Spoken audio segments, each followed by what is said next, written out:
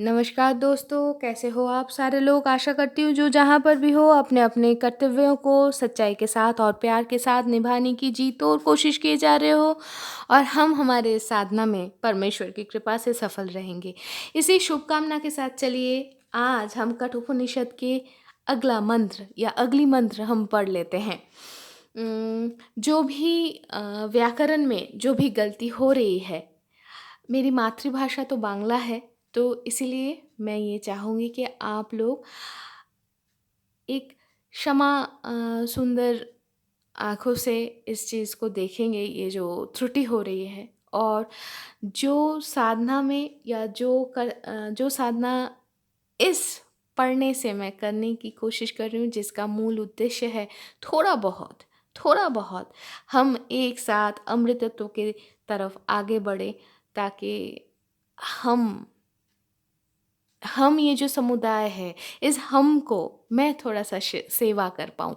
तो इसी भावना को आप लोग प्यार देंगे, इसी शुभकामना के साथ, इसी शुभ चिंता के साथ चलिए शुरू करते हैं। हम पढ़ रहे हैं उपनिषद अखंड संस्करण हर प्रकाशनी से प्रकाशित इस किताब से। इस किताब की अनुवाद और संपादना किए हैं अतुल चंद्र सेन, सीतानाथ तत्भूषण और महेश चंद्र घोष महाशय के तरह विद्वत जनों ने किया है इनका इस किताब का अनुवाद और संपादना। तो कोई सा भी उपनिषद पढ़ने से पहले मन को शांत करना बहुत ज़्यादा ज़रूरी है, क्योंकि कहा जाता है जल निस्तरंग जब होता है तभी उसमें हम कोई प्रतिबिंब देख पाते हैं। वैसे ही जब मन स्थिर होती है तभी ब्रह्म का प्रतिबिंब दिखता है। तभी हम ये उपलब्धि कर पाते हैं कि हम एक हैं। तो चलिए शुरू करते हैं कठोपनिषद का पाठ और शुरू करते हैं शांति पाठ से। ओम सह नावधतु सह नौ भुनक्तु सह वीर्यं करवावहै तेजस्वी नावधीतमस्तु मा विद्विषावहै। ओम शांति शांति शांति। अर्थात आचार्य और शिष्य हमारे उभय को ही ब्रह्म तुल्य भाव से रक्षा करें। ब्रह्म हमारे उभय को ही विद्या फल तुल्य भाव से भोग करवाए। हम एक दूसरे हमारे ऊपर वो समभाव से हमारे विद्या लाभ के उपयुक्त वीर सामर्थ्य अर्जित कर पाए, ये निश्चित करें। उनकी कृपा अगर नहीं होगा तो हम नहीं कुछ भी नहीं कर सकते, है ना। हमारे अध्ययन वीर्यशाली हो, अर्थात हमारे लब्ध विद्या सफल हो। हम एक दूसरे को विद्वेष ना करें। हमारे आध्यात्मिक आदि दैविक और आदि भौतिक ये त्रिविध विघ्न का शांति हो। अभी तक हम लोग कठोपनिषद के 12 मंत्र पढ़ चुके हैं और थोड़ा हम एक बार याद कर लेते हैं जो हमने पढ़ा था। उशन ह वै बाजश्रवशः सर्ववेद संददौ तस्य ह नचिकेता नाम पुत्र आस तं ह कुमारं सन्तं दक्षिणासु नियमानासु श्रद्धा विवेश सो अमन्नत पितोदका जगद्धतृणा दुग्धदोहा निरिन्द्रियाः अनन्दा नाम ते लोकास्तान् स गच्छति ता ददत्। स होवाच पितरं ततः कस्मै मां दास्यसीति द्वितीयं तृतीयं तं होवाच मृतवे त्वा ददामीति।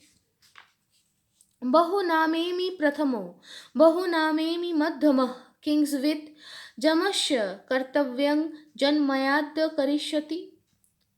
अनुपश्य यथा पूर्वे प्रतिपश्य तथा परे शस्यमिव मर्तः पच्यते शस्यमिवाजायते पुनः। वैश्वानरः प्रतिशत्यतिथिर्ब्राह्मणो गृहान् तस्यैतां शान्तिं कुर्वन्ति हर वैवस्वतोदकम्। आशा प्रतीक्षे संगतं शून्यताञ्च इष्टापूर्ते पुत्रपशुंश्च सर्वान् एतत् वृङ्क्ते पुरुषास्याल्पमेधसो यस्यानश्नन् वसति ब्राह्मणो गृहे। तीसरो, रात्रिर्जद्वातशैर्गृहे मे अनश्नन् ब्रह्मण्यतिथिर् नमस्य नमस्ते अस्तु ब्रह्मन् स्वस्ति मे अस्तु तस्मात् प्रतित्रीन् वरान् वृणीष्व। शान्तन् शान्तसंकल्पः सुमना यथा स्यात् भीति मन्युर्गौतमो माभिमृतो त्वत्प्रसृष्टं माभिवदेत् प्रतीत एतत्त्रयाणां प्रथमं वरं वृणे। प्रतीत औद्दालकी यथा पुरस्ताद् भविता प्रतीत औद्दालकीराणुर्मत्प्रसृष्टः सुखं रात्रिः शयिता वीतमन्युस्त्वं ददृशिवान् मृत्युमुखात् प्रमुक्तम्। स्वर्गे लोके न भयं किंच नास्ति न तत्र त्वं न जरया बिभेति उभे तीर्त्वा अशनाया पिपासे शोकातिगो मोदते स्वर्गलोके। ये जो 12 मंत्र हैं, इन 12 मंत्रों से हमें पता चला कि बाजश्रवस मुनि जो विश्वजित यज्ञ पालन किए थे, उस यज्ञ में अपना सर्वस्व वो आहुति स्वरूप दिए थे, उनका ही पुत्र है नचिकेता। और वो जैसे जैसे किए, दान करने के लिए उन्होंने जो गाभियाँ मंगवाए थे, मतलब लेके आए थे, उनको देख के नचिकेता जो बालक थे, उनको लगा कि इतने शीर्ण काय, इतने क्षीण, इतना हीन शक्ति या इतना हीन इंद्रिय शक्ति वाले जो गाभियाँ हैं, इनको अगर कोई दान करता है तो उनका तो ऊर्ध्वगमन छोड़ दो, अधोगति हो जाएगा, है ना। और वैसे भी अनंदा नामक एक अधो लोक में गमन होगा जो निरानंद है, मतलब आनंदमय है ही नहीं, निरानंदमय है। तो ये सोच के वो पिता को बार बार पूछने लग गए कि पिता आप मुझे किसको दान किए। पिता भी विरक्त होके कहने लगे कि मैंने तुम्हें यम को दिया दान स्वरूप। तो नचिकेता सोचे, अच्छा मैं तो पिताजी के उत्तम पुत्र या शिष्यों में से तो ना हूँ, चलो ठीक है, लेकिन अधम तो हूँ नहीं, मैं मध्यम वर्गीय एक पुत्र बोलो, शिष्य बोलो हूँ। तो मुझसे ऐसा क्या काम निपटेगा यम जी का या यमराज का जो पिताजी मुझे यम को दान किए। ठीक है, तो उन्होंने सोचा, फिर नचिकेता ये सोचे कि अगर पिताजी पुत्र स्नेहवश अगर अपना सत्यनिष्ठा ना करे तो वो पिता को उत्साहित करने हेतु पिताजी को बोले कि जो महाजन लोग पूरा काल में और अब भी जैसे जैसे व्यवहार करते हैं, जैसे आचरण करते हैं, आप भी वैसे ही कीजिए। क्योंकि देखिए, शस्य रूप हम शस्य जैसे मर जाता है फिर उग जाता है, वैसे ही हाँ मनुष्य भी मर जाता है और फिर जन्म ले लेते हैं। तो निश्चिंत हो जाइए, आप वैसे ही कीजिए जैसे महाजन लोग करते हैं। इसके बाद नचिकेता तो यम जी के पास चले गए, लेकिन यमलोक में यमराज थे नहीं। तो वहाँ पर नचिकेता 3 दिन और 3 रात्रि निराहार निरंबु रहे। निरंबु मतलब बिना पानी के रहे। तो जहाँ तक यमराज वापस आए अपने घर में, तो उनका आत्मीय परिजन सारे बोलने लगे, अरे देखो, अतिथि है, पहले बालक है, ऊपर से ब्राह्मण है, वो 3 दिन 3 रात्रि बिना कुछ खाए पिए है ना। और वो तो एकदम अग्नि समान समान है, क्योंकि वो बहुत ही शुद्धाचारी प्रतीत होते हैं। तो ऐसे अगर कोई गृहस्थ के घर पे अगर ऐसा कोई अतिथि निराहार निरंबु रह जाए तो गृहस्थ का तो सारा पुण्य क्षय हो जाता है।